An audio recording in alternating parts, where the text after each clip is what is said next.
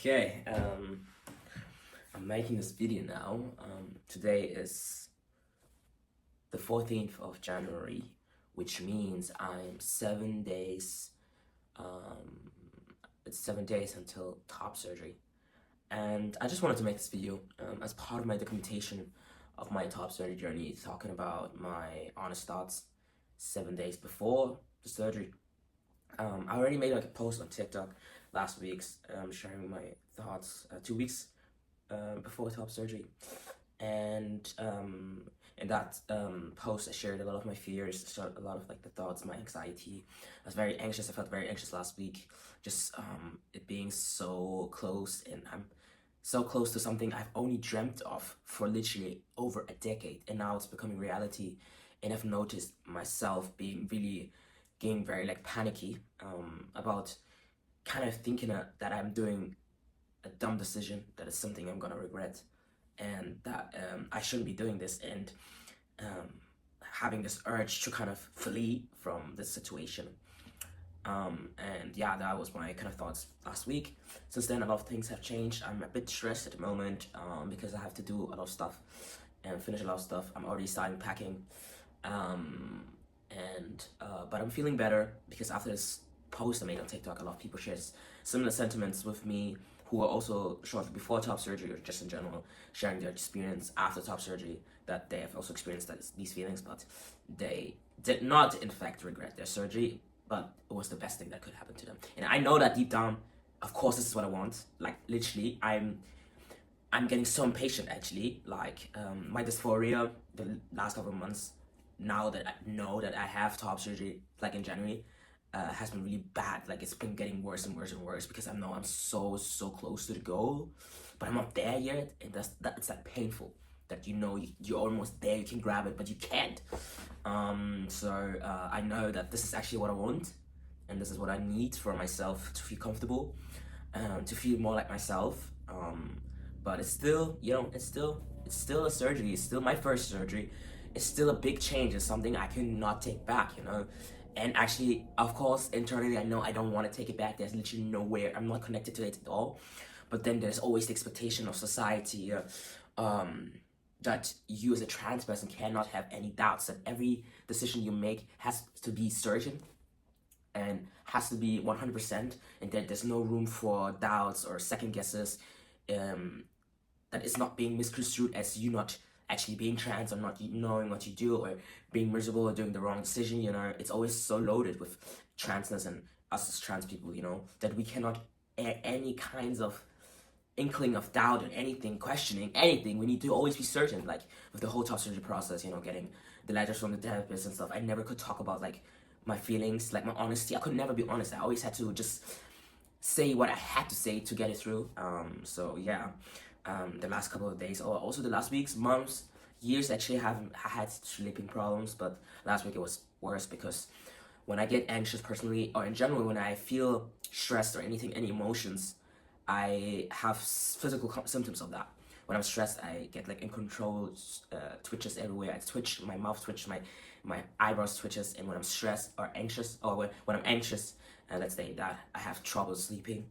I can't sleep because my mind is racing. I have so many thoughts going on at the same time. It's even worse because I have ADHD. And another thing is that I can't eat. Like, I love to eat. I'm someone, I love to eat. I love to eat down. There's nothing more. Like, eating and me, we go together. We love each other. But when I'm anxious, you think that, like, I'm completely different. I'm 180 degrees switch up. I can't get anything down. My, like, it's stomach ache, like, of the worst stomach ache, like, ever. I get, like, stomach pain. There's, like, this literally anxious feeling in my gut. Like, there's a manifestation of the anxiety in my gut, and it won't let me eat something. So, yeah, I was feeling a lot of stresses. I was feeling anxious. Also, the background I'm coming from, I don't really have a support family. They don't know about anything.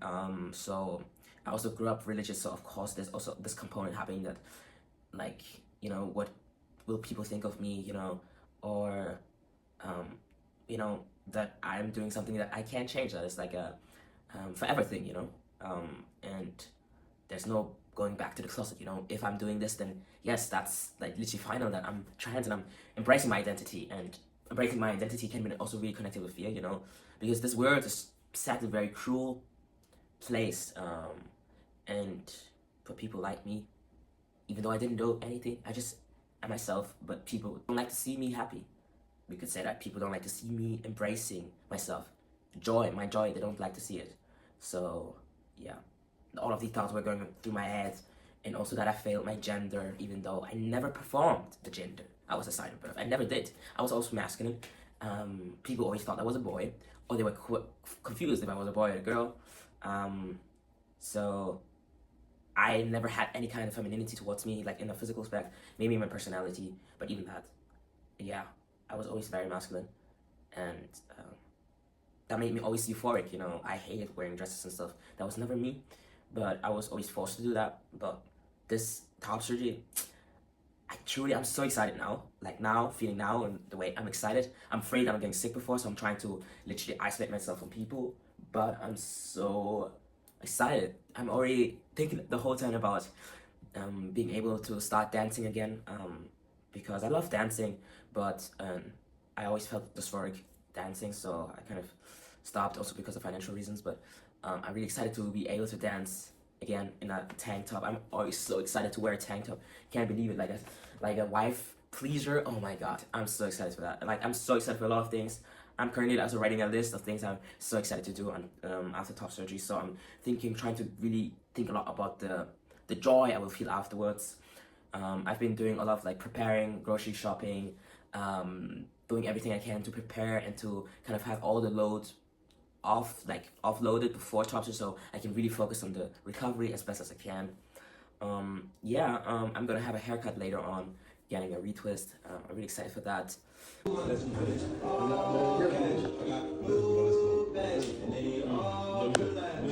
Because actually, yeah, I've already mentioned it before, but the story the last couple of months has been really bad because I've been passing more as a guy, but then I have a huge chest, sadly. So, especially in the gym, I've been feeling very dysphoric because I could pass as a guy, but I can't because of my chest, and so I'm still going to the women's bathroom, even though I feel so uncomfortable because I'm already having a beard, you know, my voice is so deep, but I don't feel comfortable in men's because I will be clocked immediately, because I don't wear like sweatshirts in the gym because I couldn't handle that, like, and I also don't want to wear a binder normally in the gym because I would suffocate.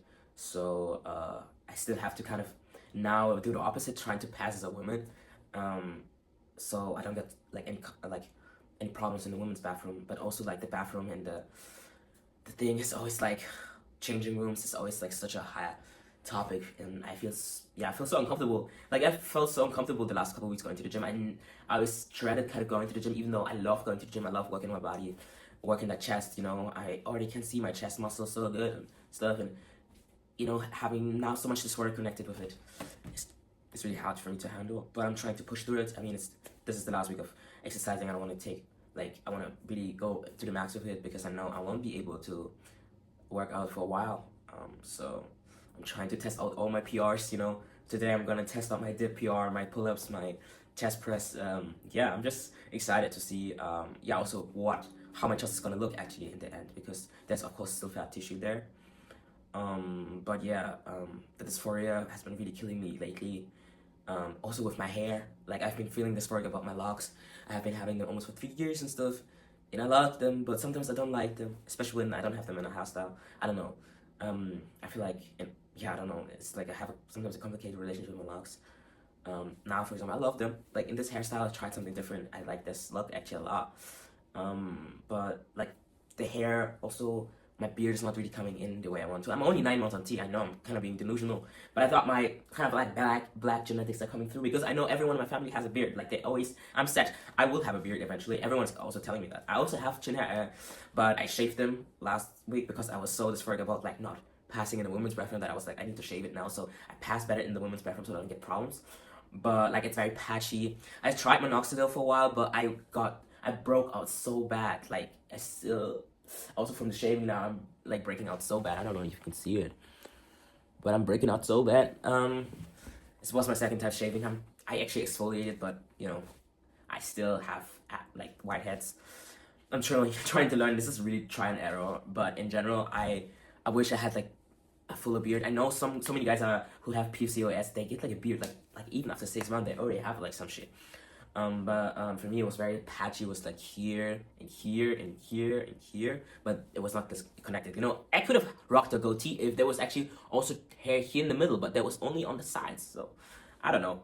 I stopped minoxidil because, you know, I was like, I can't, like, the breakouts were making me dysphoric as well. I'm very insecure about my skin right now, or also even before tea, because you know, even like the last couple of years, like in my teenage years, I never had like acne or something.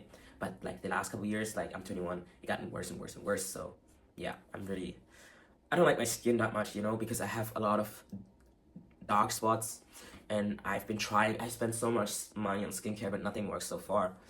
I've actually kind of reduced my kind of skincare. I'm just using a lot of like serums that give me like a bit of hydration, because it's winter and my skin is very dry. So, and just moisturizing a lot, just taking a step back from all the peelings. I think actually I would prefer, like, I will benefit from having less on my skin, because, you know, back then when I had clear skin, I didn't do much. I cleaned my face when I was showering, but that's it. So I think I need to go back to roots. I think all these products, they don't do me well. The only thing I'm going on is also tretinoin, just to take care of the acne, and then hopefully the acne dies down with time with tea, because of course a lot of it is also hormonal acne. Yeah, it's just like I have to write it out, but you know, all of these thoughts, like my hair, my chin hair, my facial hair, my acne. I've been feeling so dysphoric about everything, my chest, like everything, like to the point where I'm actually isolating myself and not seeing people, because I feel so insecure about myself. I don't want to see nobody. I just want to wait it out, you know, technically. I just want to wait out the ugly period, you know. When it comes to locks, there's always the first year where you have the ugly stage where your hair looks so messy, and then afterwards you flourish. And I feel like it's the same with being trans in a sense. It's like, for me, like the more I think about it, it's like the first year is really like you're going through it, you know, all the changes, everything is all over this place. I think even the first 2 years, and then afterwards it dies down, you get more into yourself, you settle more. And because I feel like I'm in the ugly stage right now, I don't feel handsome at all. Even though people tell me, you know, you're handsome and stuff, I don't see myself being handsome. I don't see that. I don't know. I don't see that. I just think I'm ugly, you know? I have like body dysmorphia as well. Like I pack on muscle, you know. I work out. But I still think I look skinny. I don't look like I did. And I noticed a big change. Like my strength and also my physique, like muscles are bigger. Even though I have been in a cut, trying to cut for top surgery a bit, like I lost like 7 kilograms. I still think I'm fat, and I still see this old picture of me, you know? And I don't realize how far I've come. Even people telling me like in the last 9 months, my face has completely changed. And if I look pictures of myself 2 years ago, or like even a year ago, I see that, you know? I went from looking to like my mom to looking like my dad, and that's also an interesting experience. But I know also even that I shaved now, my jawline is more pronounced. Of course, it's not the most like you know, razor sharp. I still hold a bit of fat there, and also it takes longer, you know, the fat distribution takes longer. But I also noticed so much, you know, love the veins I now have on my hands, like on my arms. Like I see that I'm getting so vascular. Never, always something I wanted to have, but never was able to achieve. But now it's just like I see all of that, but my brain still has problems registering any of it. I still see myself as the old me.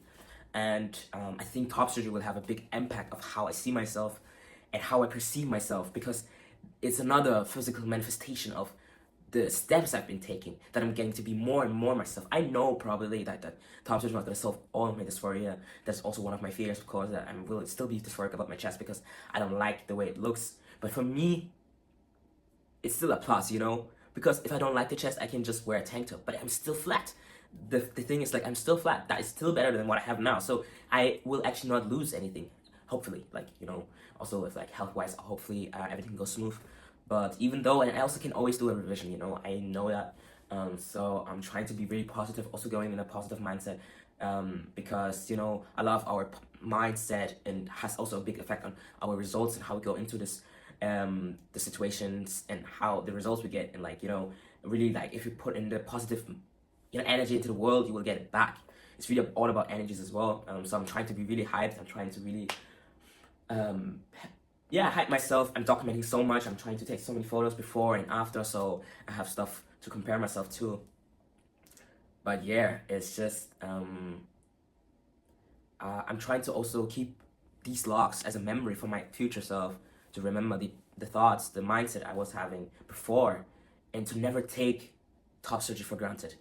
to never take these things for granted, because they're not there. I am privileged enough to get top surgery. So many people have been waiting for it for years and still have to wait for years. I'm grateful that I'm able to do it now, even though it was a long process, that I'm able to do it now. And yeah, I just want to have these memories because I think they're very, very precious. So yeah, I just wanted to talk about this quickly, about my thoughts 1 week before. My surgery is not in Berlin. I'm from Berlin, but my surgery is in Hamburg, so I will be driving up there on Saturday in 4 days, and chill there for 2 days before I have to go to the hospital. I will be in the hospital for 5 days in total, 6 days, six days in total. And yeah, I'm excited. I'm excited how the people are gonna be. The food, I heard it's gonna be shit, so I already packed some stuff. But yeah, I'm just grateful, to be honest. I'm just grateful, and yeah, I'm really grateful. I'm really excited, and really excited also to know how I'll feel afterwards. How I will like really react to top surgery, like feeling my chest or understanding I have a flat chest now. But yeah, hopefully you like this video. This is a bit of a rant. Just I hope you all doing well, and I wish you a beautiful week and a beautiful day.